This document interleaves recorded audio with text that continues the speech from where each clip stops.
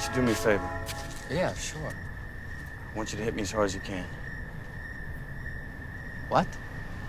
I want you to hit me as hard as you can. If I could punch this movie in the face, I would. Welcome to the Fortress of Dorkness, the nerdy nexus for all your geeky needs.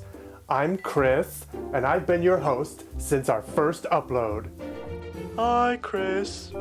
One fan. Welcome back to Against the Grain, our latest attempt to garner your attention away from the ever-growing underground raving vampire revolution. Remember that one time we said we were going to cover a bad movie on this segment? Well, this time we're going to flip it on its head and focus on the bad things in a movie generally considered good. And that would be, drumroll please, David Fincher's Fight Club. Oh, we're coming out swinging, pun intended. So without further ado, cut on staple salt makers, candy. A lot of glass breaks in this movie, but it's so obviously candy glass that it looks fake and it breaks my immersion of the film. Candy glass, or sugar glass, is a little bit of Hollywood special effects magic, where sugar, no, is crystallized to look like glass, allowing stunt people to leap through it safely. Trust us, you've seen this a million times.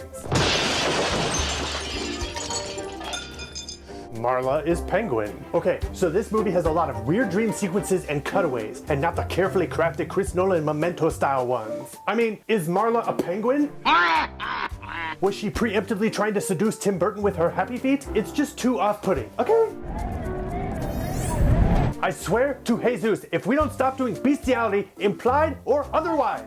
Product placement. For an anti-establishment film, there's an awful lot of corporate sponsorship. I mean, we get that it's meant to be ironic, but I can only take so much Starbucks and Krispy Kreme to the face before I start turning into George R.R. Martin. They're just big boned. Damn, there's a lot of fat shaming in this film. Let's check it out. Bob had bitch tits. But I can only take so much Starbucks and Krispy Kreme to the face before I start turning into George R.R. Martin. You're too old, fat man. Your tits are too big. I know, right? Broppy. Where have you been the last 8 weeks? Fine. Convenient Odin sleep. This guy passes out way too easily. Who is he, Sleeping Beauty? Too much talky. This is a very talky tale. It's just monologue, monologue, monologue, exposition, exposition, exposition. Know your role, Fincher. You're not Quentin Tarantino. Talkie, talkie, talkie. No more talking. How are we supposed to follow any of this? With a trail of breadcrumbs? No, not the buttons! Not my gumdrop button! While not a bad thing, and good at showing off a writer's skills, it is clearly very self-indulgent and boring. Did we mention that? Boring. Don't quote us on this. You know, this movie gave us some of the most overquoted quotes of all time. If one more person tells me about the rules, I'm gonna go and form my own group, where the first 2 rules are, you don't care about Fight Club. Fight Club. Just like the title of the movie. You know what that makes me feel like doing? Fighting!